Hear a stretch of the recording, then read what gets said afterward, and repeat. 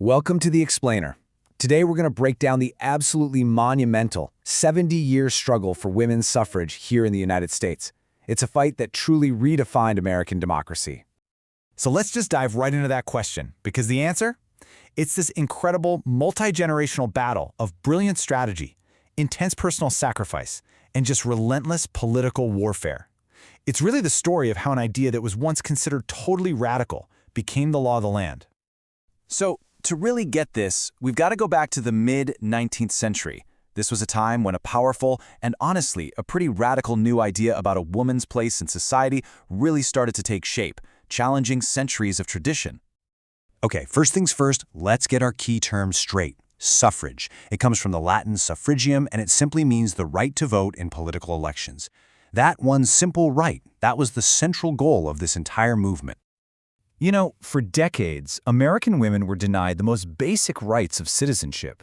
Under what was called the cult of true womanhood, they couldn't own property, they had no legal claim to their own money, and they were completely and very deliberately shut out of politics. But change was definitely brewing. As you can see from this timeline, women were already becoming really powerful voices in other reform movements, especially in the fight to abolish slavery. All this activism kind of laid the groundwork for this pivotal meeting in Seneca Falls, New York in 1848, which officially launched the women's rights movement on a national level.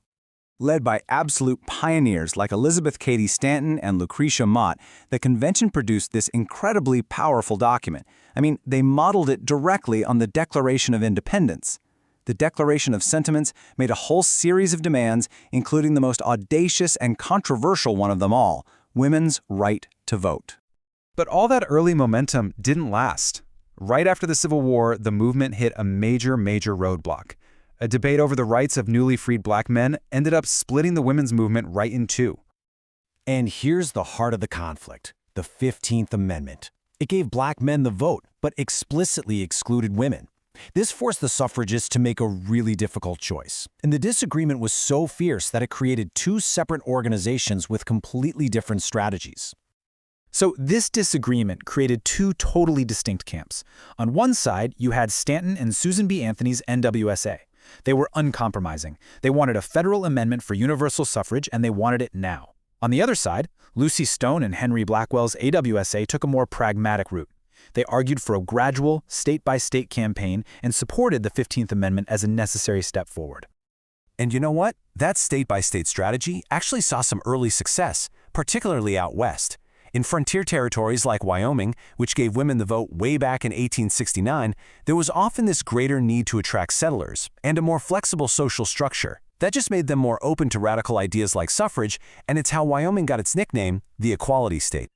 So for decades, the movement, which had eventually reunited, just kept up its slow, grinding work. But as the 20th century dawned, a whole new generation of leaders emerged, and they were tired of waiting. They were ready to bring a bolder, more aggressive vision to the final push. Enter Alice Paul. She and her National Woman's Party, or the NWP, injected this new, confrontational energy into the cause. They moved way beyond polite petitions and speeches to direct public protest, parades, and a new strategy of holding President Woodrow Wilson and his entire party accountable for inaction. And their most famous tactic? The Silent Sentinels. For months, these women stood outside the White House gates day after day in total silence, just holding signs that called out the hypocrisy of fighting a war for democracy in Europe while denying it to half the population right here at home. And this is a major turning point. The government responded to these peaceful protests with arrests, and it all culminated in the Night of Terror, where imprisoned suffragists were brutally beaten by guards.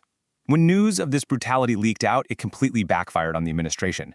The nation was horrified, and it created this huge groundswell of sympathy for the suffrage cause. So you've got this massive wave of public outrage, right? And you combine that with the undeniable contributions of women to the World War I effort on the home front. Well, it finally cornered President Wilson. In 1918, he completely reversed his position and officially endorsed the federal suffrage amendment, calling it vitally essential to winning the war. So after passing both the House and the Senate in 1919, the amendment faced its final and maybe its most difficult hurdle, getting 36 of the 48 states to ratify it. The entire 70-year fight came down to this frantic state-by-state battle. By the summer of 1920, they were just one state short. I mean, the entire 70-year struggle came down to Tennessee. The state legislature was totally deadlocked, and it all fell on the shoulders of one man, 23-year-old Harry T. Byrne.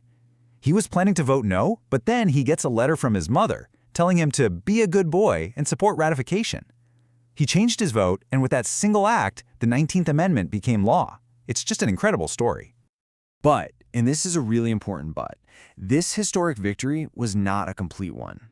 The amendment says the right to vote can't be denied on account of sex. So why did it fail to secure that very right for millions of black women, especially in the South?